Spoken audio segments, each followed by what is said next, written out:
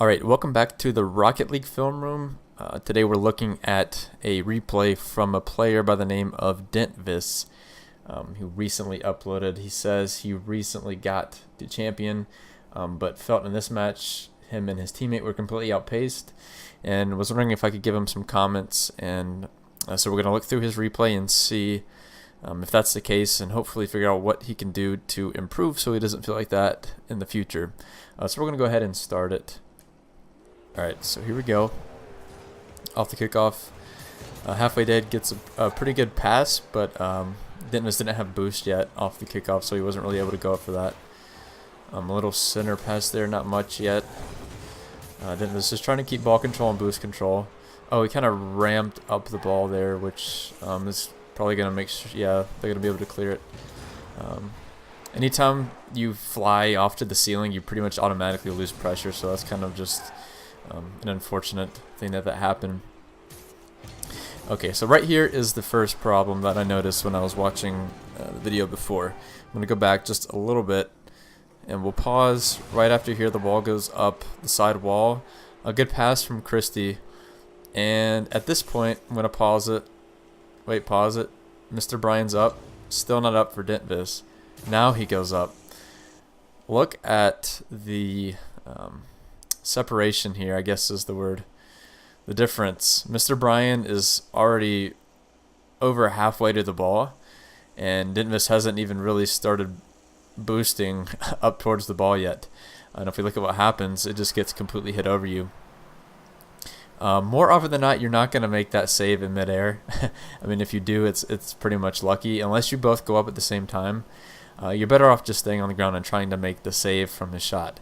It actually was a really well-placed shot down and to the left. Halfway Dead wasn't able to get it, but if we go back to Dentvis's, I don't know how you say that, but go back to his view. If he had just sat right here, maybe backed up into the net a little bit, or just backed up in general, I'm pretty sure he could have saved that shot. So that's kind of the first issue with the first goal. Just not recognizing that your opponent is already up, and that you shouldn't go for it at that point. So we're going to keep going. Okay, so this was another thing I noticed off this ball here. So this ball hits off pretty hard on the wall. Mr. Bryan is going into the corner, and I'm going to get back to fly mode so I can show what's going on here. So Mr. Bryan goes in the corner to grab this boost. He's basically out of the play. Halfway Dead is coming back. And Christie, there is a good, I don't know, maybe half a field of separation between you and Christie here. And so what you want to do is maintain possession of the ball. If Christie's not going to challenge you right away, there's no need to go up and hit this ball. You basically pass over possession of the ball and hit it right to the other team. So Christie's coming in, and now he has a pass play, or he's able to gain possession of the ball. Now, if you wanted to go up and hit this, Halfway Dead was kind of looking for a pass or a redirect over here. If you had gone up for this aerial and hit it, and I'm going to go back to your view. I went a little bit too far. Off this ball, if you were able to go up and hit the ball towards Halfway Dead, he might have been able to get a nice little redirect. But you kind of just passed over possession. So what I would have done probably is just have caught the ball on the hood of my car and dribbled, and either made a pass play or a flick, or some kind of dribble move. But you recovered, and it worked out. So here you're just kind of back, and you get a really nice long clear here, recognizing that both of the opponent players had gone for the same ball. I think Halfway Dead just flew in and stole your goal. But that was a good job recognizing that. Alright, so we will keep going here. Okay, and yeah, right here, I feel like you should have just challenged this right away. He doesn't have boost. He, let's see, I think, was he the one that went for the kickoff? No, Christie went for the kickoff. So yeah, he did have boost, but what he was trying to do was let the ball roll into the corner so he could steal the corner boost. Because at that point, now you don't have boost. You have what you had from the start, but you don't have full boost. So if you had just gone right away, your teammate is already back, right? If we go back to fly, sorry, I'm not used to these camera settings. I'll probably get better the more I use it. Your teammate's already back. In fact, if you had challenged He grabs the boost there. If you had gone right here, you would have been fine. You would have probably gotten a 50-50, and you would have more than likely either won the 50-50 or it would have passed somewhere over here in the middle. And I don't think Christie would have had an angle on it since he's over here on the corner. But he basically baits you in and then steals the boost. And luckily you were able to make a play on the wall to block it, but it could have turned out poorly since you didn't have any boost. But here we go. We'll keep on moving. I'll move back to your view. Let's see. So right here, I think this might be another situation where you didn't need to rush this clear. I don't know if you had boost or not. I can probably check the Rocket League replays to see if you had boost in that scenario.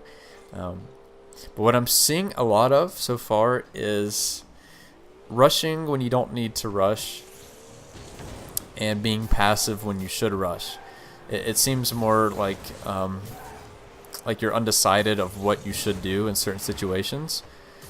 And really what that boils down to is being more aware of where your opponents are on the field. And that's something that really just comes with time. But something that I do and something a lot of players do is switching off and on ball cam really quickly to see either that or using your swivel, your camera, to see where your opponents are. For example, let's see if we go back. There was this one play. Just give me a second, I'll find it. So right here, they get a big clear. Halfway Dead actually gets a pretty big, or not pretty big, but a pretty decent clear off the wall. But right here, if we look at the camera, you can see Mr. Bryan is already moving up, and the ball is moving towards him, basically meaning you're not going to beat him to this ball. And you've got to be able to recognize that. That's really the second goal that's scored because you weren't aware of where the opponents were on the field, and so you were late getting to the ball. And I think part of that is you had off ball cam here, right? And you turn it on here, you have no idea where the other guy is unless you look behind you or use your swivel. After he hits that, you should really look to the left to see where he is. He's already coming for the ball. If you had waited in net, you probably would have saved that easily. That wasn't really a hard shot. It was a well-placed shot, but it wasn't hard. I think you could have gotten it from the angle you were at. So that's something I've noticed so far, is just trying to be more aware of where your opponents are on the field, using either ball cam, switching that on and off, or looking in your reverse camera or the swivel camera side to side. So we'll keep it going here. That's fine turning there because your opponent's there for the clear or to keep it back in.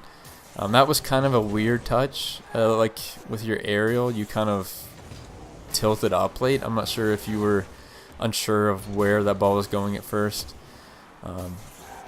But if that had been a better hit, I think that was pretty much an open goal there. But it probably was just a poor touch on the ball. I mean, that happens throughout the game. It's not really too much to say about that. And so there kind of was an awkward hit as well. I think what you would have liked to do in this scenario was have it bounce and roll up the wall instead of off the wall, because that set this up, which could have been pretty spooky. But you recovered, and see right there is an example of doing what you were supposed to be doing, which is being aware of where the opponents are. You see him coming for this, so you turn off ball cam and position yourself for the block. That was a really good job. Here, kind of awkward. I think it threw you off when it hit the ceiling. Again, that happens throughout the game. Just the more you play, you'll get used to the ceiling bounces and whatnot. Right here, another situation of not knowing where your opponent is. And this is something I do too, and I see tons of people do it, so it's not like, this is an uncommon thing. Because you're expecting someone to be flying in for this shot, but really he's not coming.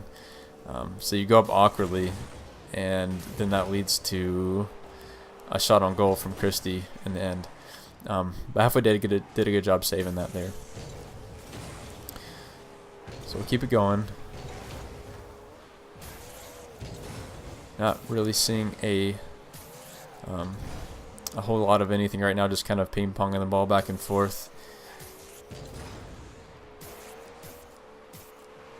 It's off the wall, so you go back to get boost. That's fine.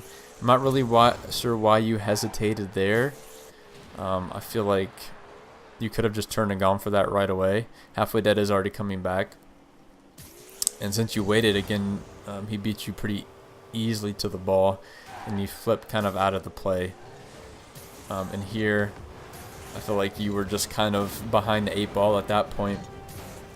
Your timing got kind of thrown off. So again, that was just another scenario of not knowing that he was coming up for the challenge. Seems to be a common trend in this game. And I feel like I'm probably repeating myself. I don't know if that sounds annoying or not. The more I do these, the better I'll get at analyzing them, especially doing it live. I mean, I try to take notes before the game starts, but still formulating your thoughts and everything during the actual game itself is a little bit challenging. So there you kind of forfeit ball control again. I think you could have just caught that ball on the hood of your car. He's against the wall.